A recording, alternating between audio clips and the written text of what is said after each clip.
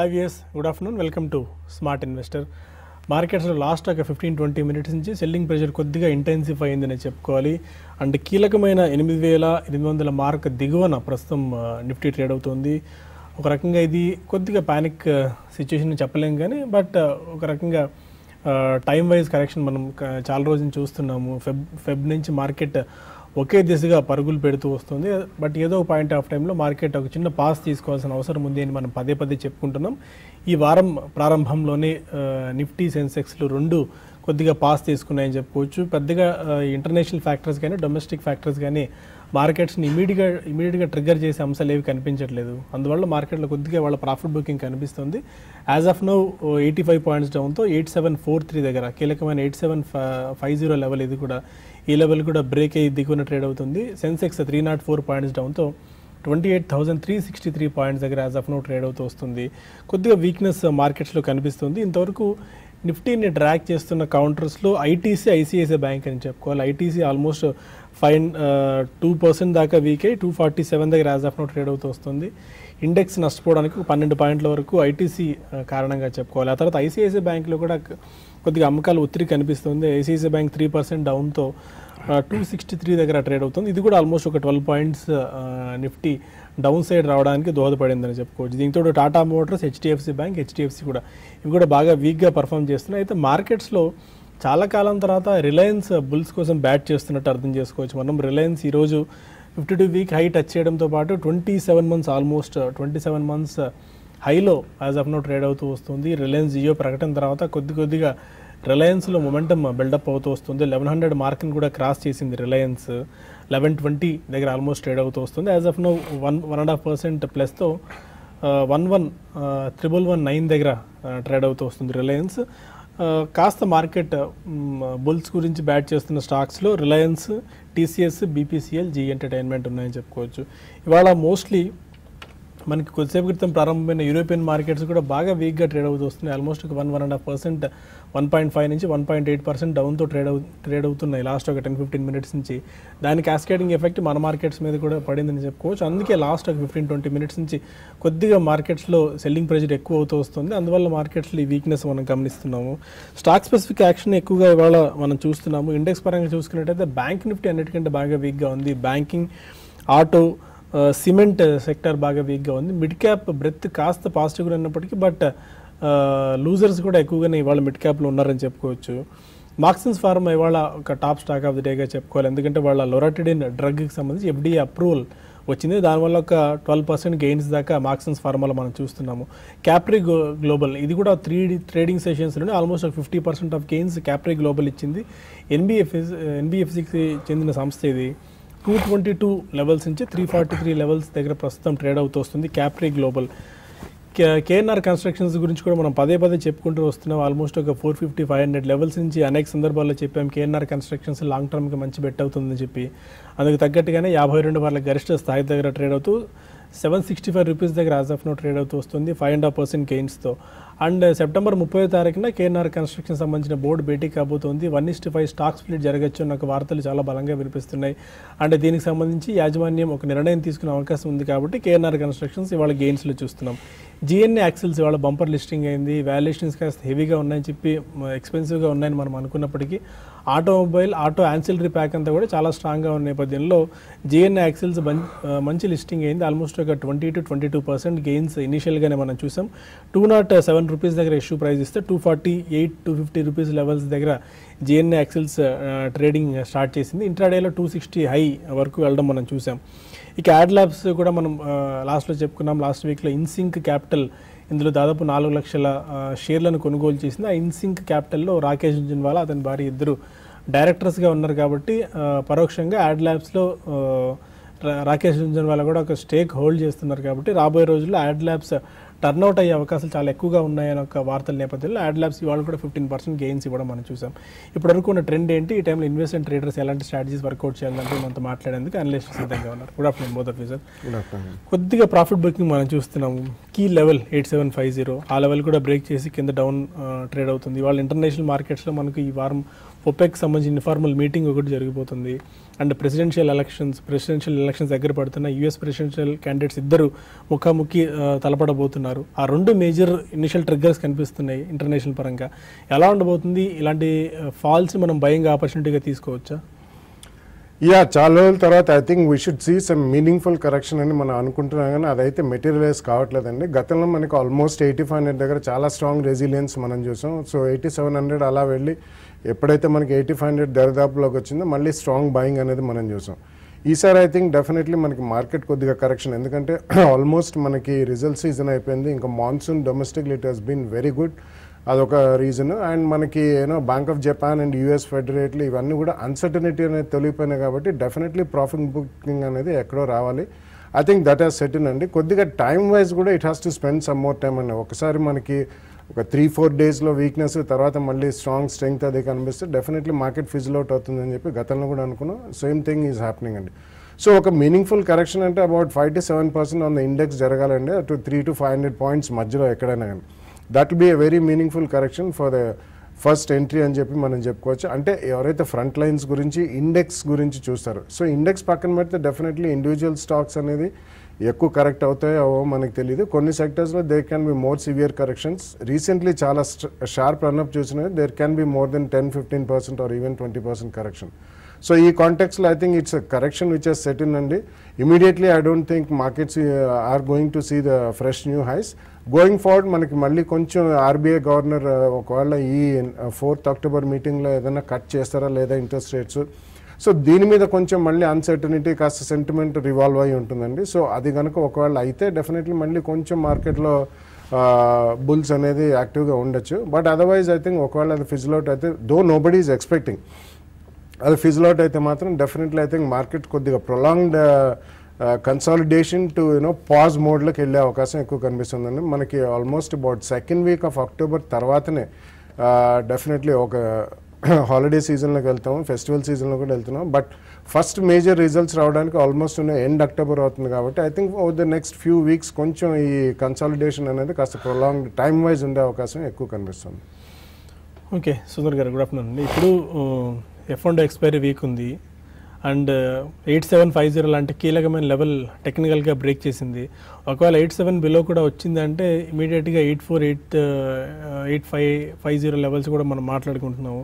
Technicals ఏం సూచిస్తున్నాయి and last కొద్దిసేపటి క్రితం నుంచి 8800-8900 కాల్స్కి ఓపెన్ ఇంట్రెస్ట్ బాగా బిల్డప్ అవుతుంది. బట్ ప్రైస్ పరంగా చూసుకున్నట్టయితే ఆల్మోస్ట్ 75-80% ప్రీమియం కరిగిపోయింది కానీ బట్ ఓపెన్ ఇంట్రెస్ట్ బిల్డప్ అవుతుంది. దీన్ని ఎలా అర్థం చేసుకోవచ్చు మనం? ఓవరాల్గా చూస్తే కనుక ఇవాళ మార్కెట్ రియాక్షన్ తోటి ఒక లాస్ట్ ఫ్యూ మంత్స్గా ఫ్యూ వీక్స్గా వస్తున్న ఒక ర్యాలీకి అడ్డుపడినట్టుగా బ్రేక్ పడినట్టుగా కనిపిస్తుంది.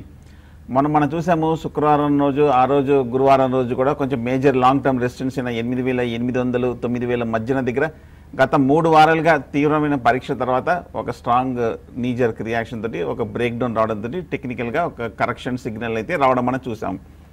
కాకపోతే ఇమ్మీడియట్గా డౌన్ సైడ్ మీరు చెప్పినట్టుగానే 8700-8680 దగ్గర ఒక స్ట్రాంగ్ సపోర్ట్ కనిపిస్తుంది. ఎందుకంటే లాస్ట్ 3 monthsగా చూస్తే కనుక ఇది ఒక లో, ఇక్కడ ఒక బాటమ్ ప్యాటర్న్ ఫామ్ అయింది కాబట్టి ఇక్కడ కొంచెం సపోర్ట్ తీసుకునే అవకాశాలు కనిపిస్తుంది ఇవాళ రేపు రోజుల్లో. ఈ లెవెల్లో 8700 దగ్గర మార్కెట్ 1 or 2 days కన్సాలిడేషన్ అయ్యి దానిపైన స్ట్రాంగ్గా డే హై దగ్గర క్లోజ్ అవుతే అప్పుడు మార్కెట్లో స్ట్రెంత్ ఉన్నట్టు అనుకోవచ్చు. అలా కాకుండా 8700 కిందే కనుక క్లోజ్ అవుతే మటుకు మార్కెట్లో మళ్ళీ ఒక షార్ట్ టర్మ్ కరెక్షన్ బిగిన్ అయ్యే అవకాశాలు కనిపిస్తుంది. 8400 ఇంత క్రితం లో దగ్గర కూడా వచ్చే అవకాశాలు కనిపిస్తుంది. అలాగే ఇంపార్టెంట్గా కీలకమైన బ్యాంక్ నిఫ్టీ చూస్తే కనుక 19700 లాస్ట్ 3 weeksలో చూసిన ఒక లో సపోర్ట్, అది ఆ లెవెల్ని కూడా బ్రేక్ డౌన్ రావడంతో బ్యాంక్ స్టాక్స్లోను బ్యాంక్ నిఫ్టీ కూడా ఫర్దర్గా కరెక్షన్ కూడా వచ్చే అవకాశాలు కనిపిస్తుంది. మార్కెట్ ఈసారి కొంచెం కన్సాలిడేషన్ ఫేజ్ కానీ లేదంటే కనుక టైం వైజ్ కరెక్షన్ కానీ ఎక్కువ టైం తీసుకునే అవకాశాలు కనిపిస్తోంది.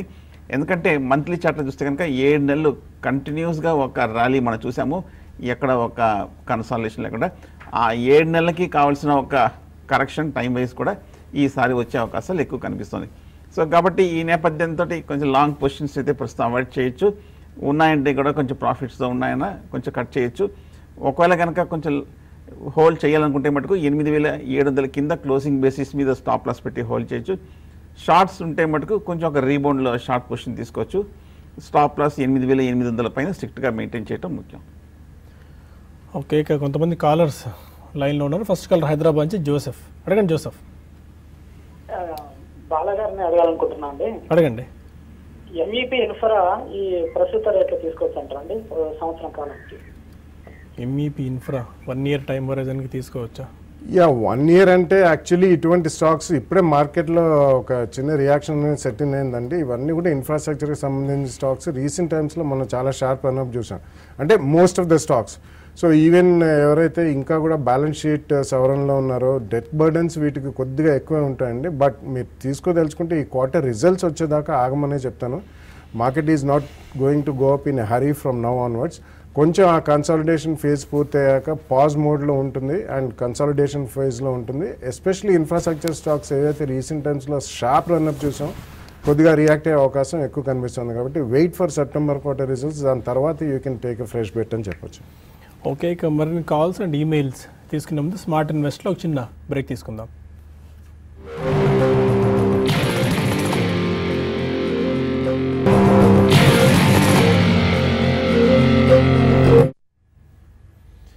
Welcome back to smart investor. Hyderabad నుంచి మన కాల్ ఉన్నారు ఆనంద్. అడగండి ఆనంద్. హలో హలో, అడగండి ఆనంద్ గారు. సార్ ఏం లేదు సార్, బాలకృష్ణ పేపర్ మిల్స్ ఒక 1000 షేర్స్, సెట్కో ఒక 1000 షేర్స్ ఉన్నాయి సార్. అది ఒక 1 year కోసం హోల్డ్ చేయొచ్చు సార్? ఏప్రిల్లో తీసుకున్నారండి Balkrishna and Setco. Balkrishna paper mills 7580 అండి. ఓకే, 4518 ఏమో సెట్కో అండి. ఓకేనండి. బాలకృష్ణ పేపర్ మిల్స్ చూస్తే కనుక ఇంచుమించు కరెంట్ రేట్ దగ్గర ట్రేడ్ అవుతుంది. ట్రేడింగ్ హిస్టరీ చూస్తే కనుక చాలా తక్కువగా కనిపిస్తుంది. ఈ మధ్యకాలం చూస్తే కనుక 90 రూపాయల నుంచి ఒక 65 రూపాయల మధ్యన ఒక ట్రేడింగ్ రేంజ్ లో మూవ్ అవడం చూసాము. ఓవరాల్ గా చూస్తే కనుక టెక్నికల్ గా పెద్ద ఏమి హిస్టరీ లేదు కాబట్టి ఈ లెవెల్లోనే కొంచెం కన్సాలిడేషన్ అయ్యే అవకాశం ఉంది. మార్కెట్ కూడా ఒక డిక్లైనింగ్ ట్రెండ్ లో ఉంది కాబట్టి క్లోజర్ టు 65, 68 ఈ మధ్య వచ్చిన ఒక లోలో ఒకసారి సపోర్ట్ తీసుకొని రికవర్ అయ్యే అవకాశం కనిపిస్తుంది. లాంగ్ టర్మ్ కోసం అయితే హోల్డ్ చేయండి. Setco is a micro cap auto ancillary company అండి. ఐ థింక్ మీరు కొన్న రేట్లో ఉంచండి, అడిషనల్ గా మాత్రం యాడ్ చేయొద్దు. బట్ ఇప్పుడు ఈ రీసెంట్ టైమ్స్ లో అన్ని ఆటో యాన్సిలరీ స్టాక్స్ అన్ని కూడా లామినేట్ లో ఉన్నాయి. And Setco is doing reasonable well అండి. ఇవన్నీ కూడా కొన్ని టర్న్ అరౌండ్ స్టోరీస్ ఉన్నాయి ఇందులో. But Setco is a micro cap decent auto ancillary. So current prices లో మాత్రం ఉంచండి. అడిషనల్ గా మాత్రం కొనదలుచుకుంటే సెప్టెంబర్ క్వార్టర్ రిజల్ట్స్ రిలీజ్ అయ్యేదాకా వెయిట్ చేయండి. హైదరాబాద్ నుంచి వెంకటరెడ్డి మరో కాల్. అడగండి వెంకటరెడ్డి గారు. Good afternoon sir. Good afternoon అండి, చెప్పండి. సార్ మన Hyderabad 2020 Terry Gold Hyderabad based company shares ఉన్నాయి సార్. ఎక్కువ ట్రాన్సాక్షన్ అవుతున్నాయి. ఒకసారి రిపీట్ చేయండి stock. Terry Gold Hyderabad based company ఉంది. Terry hold. అవును సార్. ఓకే, 2000 షేర్స్ ఉన్నాయి. ఒక 10 years బ్యాక్ ఉన్నాం. అట్లా ఉన్నాం సార్. అట్లా అవుతున్నారు సార్. టెర్రీ గోల్డ్ మీరు అన్నది? Terry gold 2000 shares. Terry gold ప్రస్తుతానికైతే మీరు అన్నట్టే లిస్ట్ కావట్లేదని. లిస్ట్ కాకపోతే ఇప్పుడు మనం కూడా చేయగలిగింది ఏం లేదండి. మీరు రిజిస్టార్స్కి రాయండి. టెర్రీ గోల్డ్ అనేది టెర్రీ బేస్డ్ టెర్రీ టవల్స్కి సంబంధించిన కంపెనీ కనిపిస్తుంది. ఇది మీరు రిజిస్టార్స్కి రాయండి. రిజిస్టార్స్కి రాస్తే మీకు ఇన్ఫర్మేషన్ వచ్చే అవకాశం ఉందండి. ఎందుకంటే హైదరాబాద్లో మీకు అడ్రస్ కూడా ఉంది కాబట్టి. మీరు మనీ కంట్రోల్లోకి వెళ్ళండి, ఆర్ బిఎస్సి ఆర్ ఎన్ఎస్సి సైట్లోకి వెళ్ళి కంపెనీ గురించి కొడితే అడ్రస్ వస్తుంది. వాళ్ళకి అడ్రస్ రిజిస్టార్స్కి రాసి మీ ప్రశ్నకు సమాధానం తెలుసుకోవచ్చు. మరో కాలర్ మచిలీపట్నం నుంచి వరదరాజు. అడగండి వరదరాజు గారు. ఇంజనీర్స్ ఇండియా ఓకే, డిసెంబర్ 2014 కొనండి. 230 రూపాయలు ఓట్ చేసుకోమంటారా, పెయిన్ చేసుకోమంటారా? ఇంకోటేమో టీసీపీ, అది 70 రూపాయలు కొన్నాను. 24 ఆగస్టు 2015. ఓకే, తీసుకోమంటారా పెయిన్ చేయను? ఓకే, అంటే లాంగ్ టర్మ్ కోసం. ఓకే. చాలా కదండి. Yeah, I think you should retain అండి. Definitely Engineers India is one of the good public sector undertakings. అంటే లాస్ట్ 1 or 2 years లో కొద్దిగా నిస్తేజంగా ఉంది, కానీ definitely turnkey services and engineering వీటిలో ఇది one of the pioneer companies and very good quality company అండి పిఎస్ఎస్ లో. I think you should definitely retain అండి. మనకి మాన్సూన్ అంతా అయిపోయిన తర్వాత ఇప్పుడు కేసీపీలో డెఫినెట్లీ కొద్దిగా స్పర్ట్ వచ్చే అవకాశం ఉంది. Most of the cement shares మళ్ళీ కొంచెం యాక్టివ్ అయ్యే అవకాశం ఉంది. కాబట్టి I think you should definitely hold even KCP. Post results తర్వాత ఏదైనా స్పాట్ వస్తే I think you can come out of KCP. DCB